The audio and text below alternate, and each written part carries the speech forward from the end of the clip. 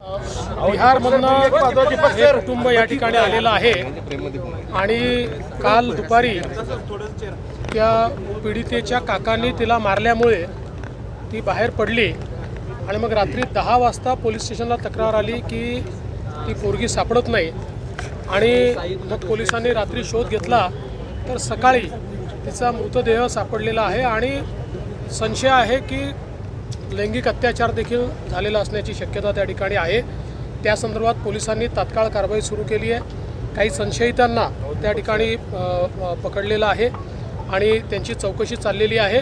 कुठल्याही परिस्थितीत या संपूर्ण घटनेच्या तळाशी जाऊन जो काही त्या ठिकाणी आरोपी असतील त्या आरोपींना कठोरतम शिक्षा केली जाईल आणि हा जो काही बिहारचा परिवार आहे त्या परिवारालाही योग्य ती मदत केली जाईल।